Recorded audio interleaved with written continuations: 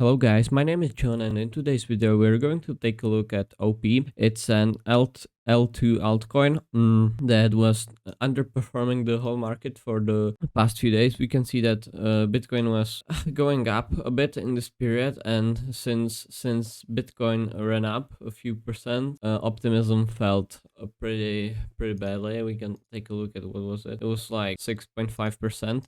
So what does this tell us? Why was this underperformance and will it continue? All right. So all of the times when something is underperforming or overperforming the market, usually there's some catalyst or there are some fundamental data behind it. In this case, there's a lot of longs opening. We can take a look at this, and I'm going to explain my whole. Basically, what are we looking at is open interest to market cap ratio right here. This is the most important part of the whole game plan. What this gauges is how much open interest is there relative to the market cap of the coin. So it's kind of good for short squeezes. If you're looking for short squeeze, you want to compare it to the volume or the liquidity that in the derivatives. So right now we'll be looking at open interest to market cap ratio, and we can see that this run up was pretty healthy. Open interest increasing with shorts increasing as well. Right here, that's long short ratio from the major exchanges. We can take a look at these guys later. Okay, so this run-up was pretty healthy, but then this, we could probably consider this as a range, and keep in mind that this is 1 hour time frame, which is pretty long-term time frame. I don't usually look at that long-term, but right now I think it makes sense. And let's take a look at what happened. So there's massive amount of derivatives position in the market, and basically what happened is since the beginning of this range, we had many positions that were in shorts switching for longs, pretty much because the open interest was flat. There's still so many positions open. Yeah, so this range right here, it's looking extremely bearish. We can even see if we take a look at the funding rate. There's nothing major, but it looks right now it's a bit more to the green side, but that doesn't tell us that much. But if we look at these two guys, we can also see what clearly drove this whole trend. Yeah, this is pretty obvious. Derivative positions are like dominating the whole rally up, so this is also an unhealthy sign of a trend. And lastly, I'm going to tell you some of my targets on this coin, and I'm going to give you exact take profit and where I would enter. Every time I like to look at this sort of where the major open interest could take place. There are different ways to look at it where you should open your position, but there's actual data on this.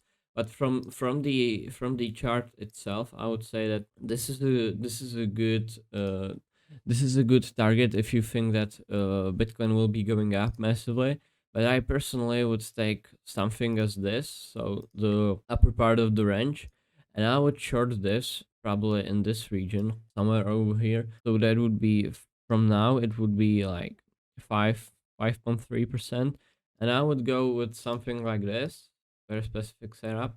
I would go into short position right here. So this would be like half of the position, and then the other half of the position would get opened here, and then I would be filled 100% in short on this. So something like this, and I would put my stops. Real traders are always putting their stops at the range, sort of the previous high, a bit above that, because that's kind of a mental level. But here in this case, let's take a look at the longer time frame. We can see that this resistance is pretty strong, and I don't think there's enough power to break it to the upside. So I would probably stick with the good old rule, which is in this case it kind of makes sense.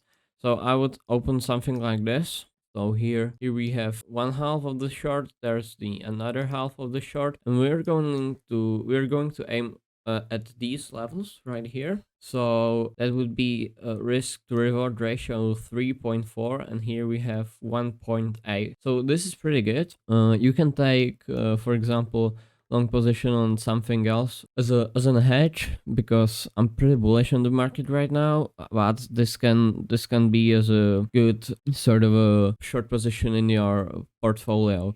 So this would be kind of a swing position, and although the Bitcoin was going up a bit in the past few days, optimism was going down. So imagine what this coin is going to do when Bitcoin tanks. All right, so this is going some major downtrend. And lastly, I want to do update on Blur on our Twitter. I was doing a few updates, so you can follow us there. But I said that in this region somewhere here, I was looking pretty damn bearish. And look what Blur did. Blur did another 38% to the downside, maybe 40. So if you would follow that sort of analysis, then you'd be in a profit. And here on our Twitter, I shared that at this point, somewhere over here, we're gonna have a little bit of a pullback. So it happened, and Blur had sort of like 18% rally to the upside.